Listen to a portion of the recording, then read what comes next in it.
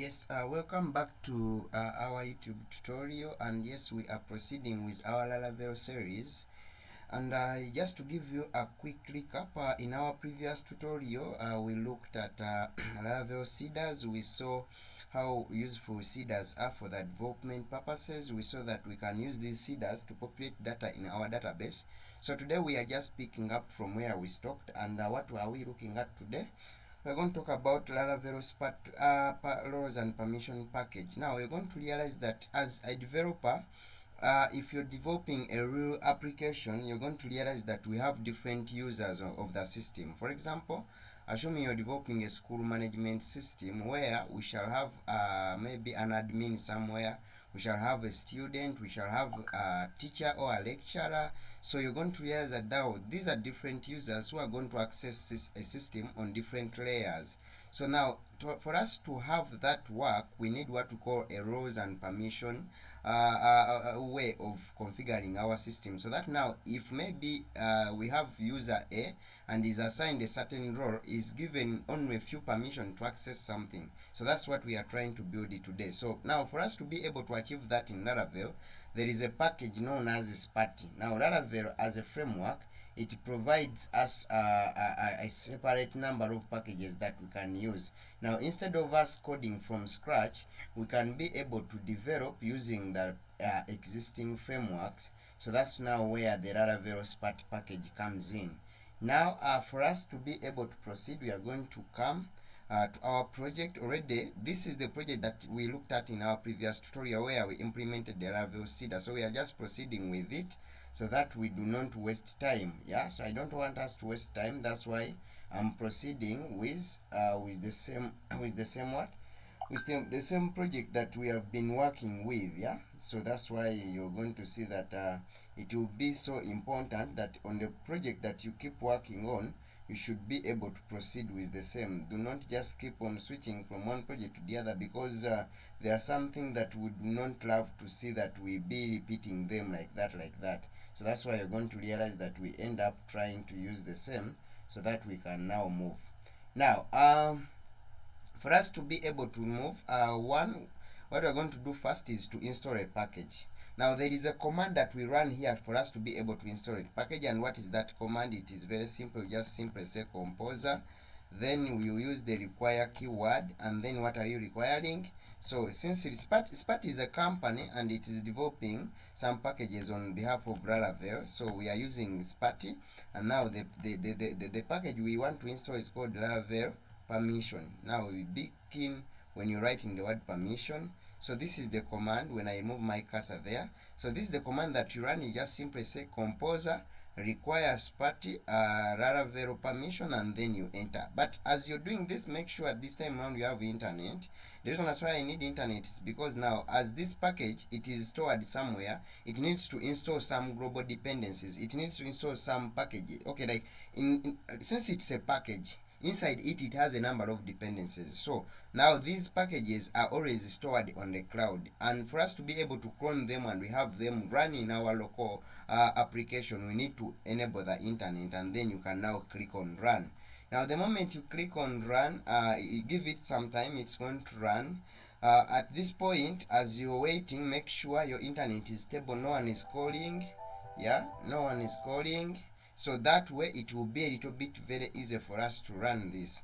So you give it time. As I said, development requires patience. It needs someone when is very, very patient, because at the end of the day we run into errors, we run into issues. But when you use a package like this one, it is going to be very fast. Now you see right now it has finished, it has installed our package. It has installed our package. But to some computers, if you're running it for the first time, it might take some time. It might take about 2 to 5 minutes, or even at times 10. Be very patient. Wait until it gives you this new terminal. Do not stop it along the way. Leave it to run, and then it installs. Now after this, you can run a CLS to clean this, then you enter.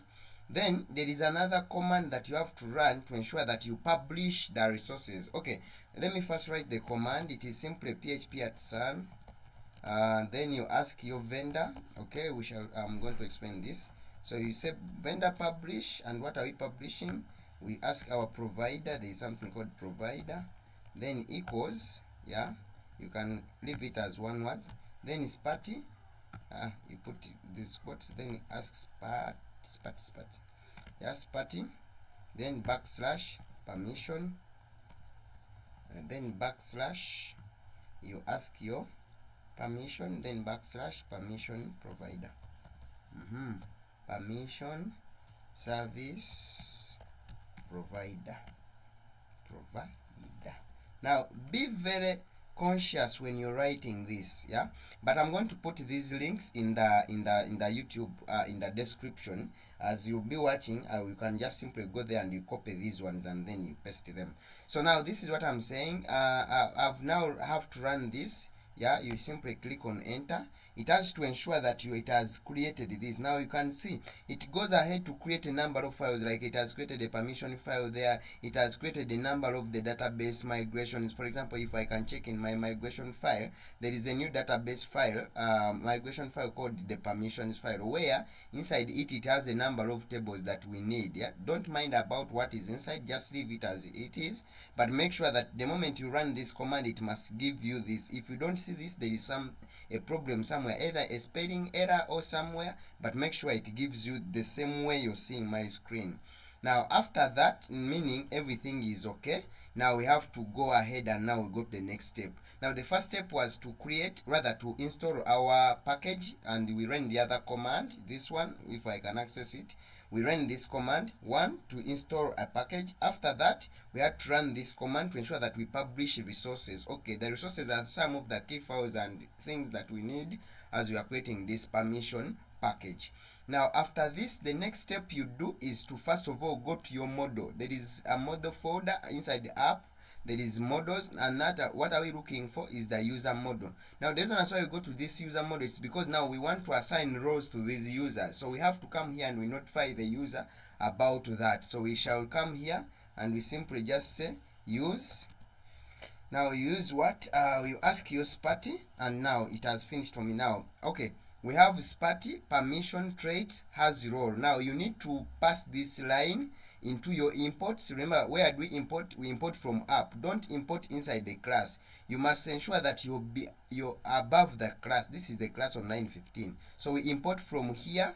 Then after that, you go inside the class and then you scroll down a bit. Now go up to line 24, and after line 24 you have to pass this line called use as role.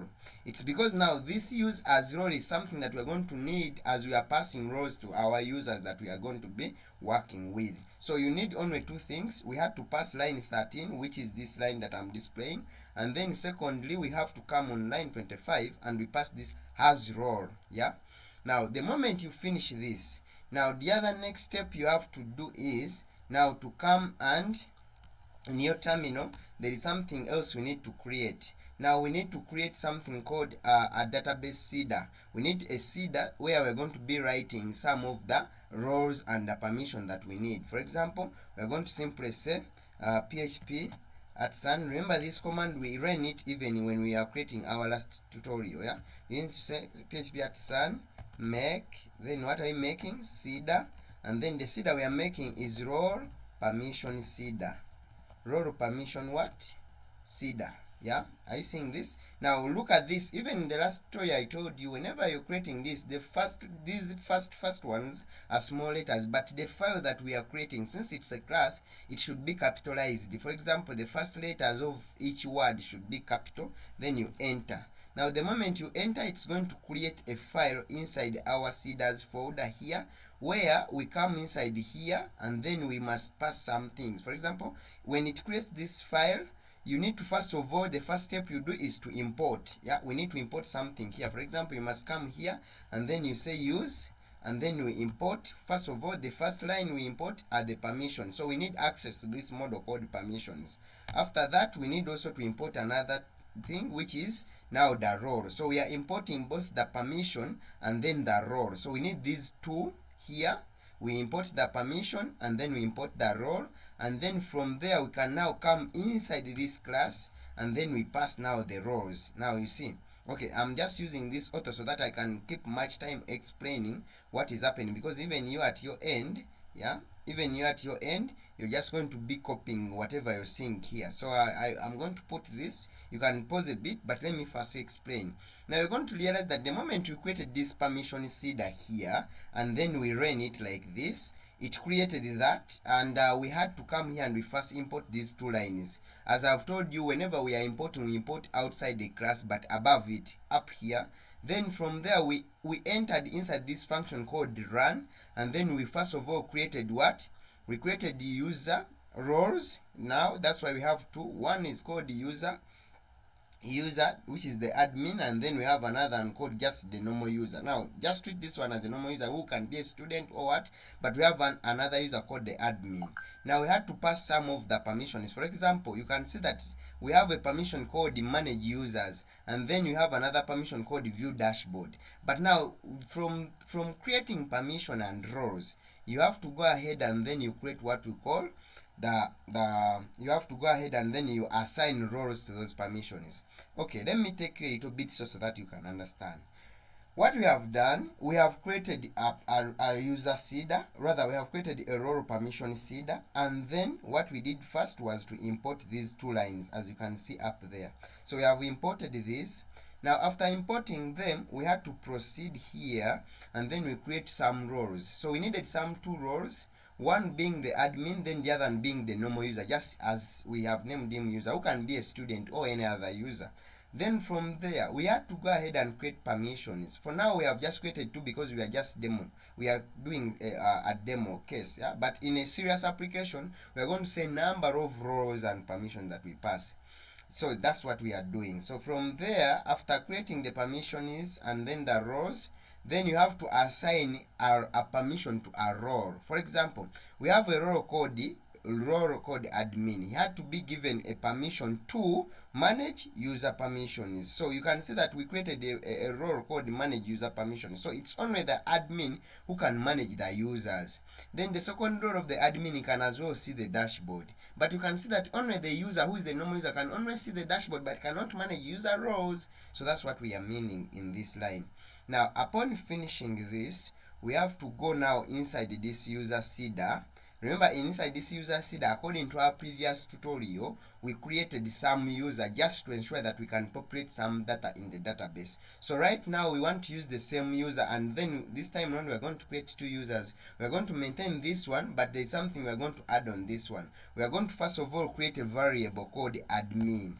Yeah, we're going to create a variable called admin, and then we do like that. So we are creating this role called admin, so that now we know that we want to assign this particular user an admin role. And how do we do so? You simply just come here down and then you say admin, then you use this assign role. Assign role is a function which is provided by Spatie, and then you point at the role that you want to assign. Remember, this role we are assigning here, we have already passed it here. If you can come up here, there is a role called admin role, and the actual role is this name that you pass inside this bracket. You can see name is admin, and then this name is user. These are just variables that are holding those particular names. So if I come to the user seeder here, if I want to change this person, yeah, and assign him a role, I can just simply use a variable, this, and then it will be that variable that will hold for me this user. So right now this admin is simply representing this user, and by assigning admin, assign role admin, it means that I'm simply saying make sure that this Mosh Apex is our admin. I can simply proceed as well, and then I create another user, maybe called what? Called John, yeah, and then I simply come here and I'll pass now the email being john@gmail.com, and then okay, let me just finish this and then I explain. Now we have these two roles. Let me push this one a little bit down. Now we have these two users. There is an admin who comes from here and he stops from there. Now that person has been assigned a role to be our admin. Now we have went ahead and created any other normal user who happens to be our John. Yeah, let me remove this, just this space, so that it's just like that. Okay, just a minute. Okay, yeah, so we have done like this. Now simply we have this user who is a normal user who could be a student, being John, and then we have another one being the admin. And how do we assign role? we simply assign role by using this assign role function, which is provided by the package that we have installed. Remember already, if you could go back to this, you could see that there is a function we used here called give permission to. So these functions already, they come by default through the other package. As I said, a package is also another piece of code that was developed or engineered by senior developers that are there just to help you so that you don't code everything from scratch. Because just imagine if you had to code everything from scratch. So you had to go ahead and create a role and role first, and you create its table, create its model, create everything. Then you have to go ahead and create the permissions, and then you create functions. But already when you're using a package like Spatie, you just simply need to know what each function does. For example, there is a function called give permission to. What does it do? For it is there just to assign permissions to a role. Now there is another function we have seen here called assign role. Now that one is useful when you're creating a user and you want to assign him a certain role. So that's where we do this. Now you can see that in our previous tutorial we looked at how we are able to create, number one, how we are able to create seeders. Now you can see that right now I'm just leveraging on the knowledge that I picked in the previous tutorial. That's why I'm saying it is very important, if you're following our series, make sure you follow them step by step. That's why you can see that even in the videos we try to label that this is, let's say, Laravel 12. This is Laravel episode 12. This is Laravel episode 13. Now this one that I'm recording, let's say it's Laravel episode 14. So you can see that we arrange them in a certain order to ensure that you don't miss any video, because it will be a little bit hard for you to understand now the part or the roles and permissions without you understanding how we created the seeders. So I encourage you to always first go back and read, or ensure you watch the previous tutorial before you come to this new video. So after that, we are done with that. Now the last step we have to do, after us creating the roles and permission seeder, and then we have come here to the user seeder and we have updated our users, the last thing that we have to do is to come inside our database seeder, and we need to pass something here. We need to pass this. For example, let me come here and I pass the roles and permissions. Now see this, I have to come and I pass this because I told you, for us to be able to run everything and it can be populated in the database, we must ensure that each role, rather each seeder we create, we must come and pass it inside this function, so that as the migrations are running, as our commands are running, they run along with this data. Now after you finish this, there is something then I'm going to run. Now I have to run a certain command. Let me access it here. Now this is the command that we need. This one, it is called php @ migrate fresh -- seed. Now what does it do? Now it first of all refreshes our database and then it seeds the data. So we want that, we need a new migrations because we want to also to update our database with these new tables that have been created by the other package. So by running this, it's going to run. Now you can see, boom, we run into an error. Oh wow, there is an error here, but we need to read and understand it.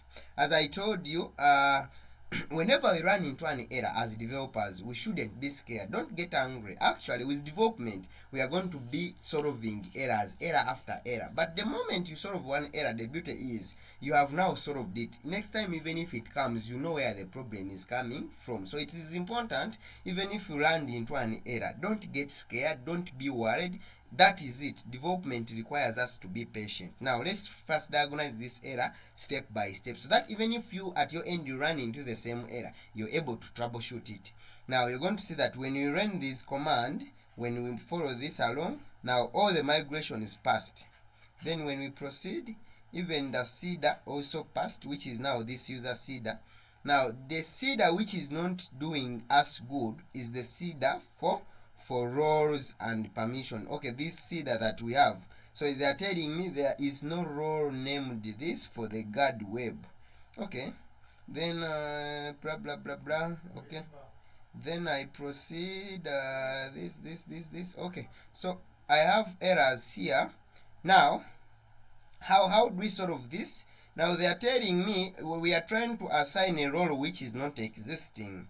So where is the issue is coming from? Now the error is coming because, one, It's just because we are trying to run users first before we run the roles permission seeder. So now what we need to do, we have to change this, and then we make sure that it's the role and permission seeder to come first. So we need to pass this role and permission seeder first, then we now run the seeder. Now why? It's because now we assign roles to the user, so you can't assign something that is not existing in the database. So we had to change and ensure that role permission seeder comes first, then followed by this. Now if I terminate this and I run again, it's going to work. For example, when I run again and we test, now everything is going to pass. Why? It is because we had to first run our role permission seeder. They ran successfully, you can see, then followed by the user seeder. It's because it needs to first seed now these roles and permissions before we can assign them here. So you cannot assign something that is not existing in the database. But as I've told you, it is important even if things fail, because there is new knowledge that you're going to learn. So after this, we are going to come back and we try to check in our database. Let's check our database here. We are checking in for our database to see what is happening. Yeah. So let's check our database, and when we check our database, there are a number of tables that are created. Number one, there is this user table, which we already saw last time, but this time round it has two data rows. For example, we have Mosh and John.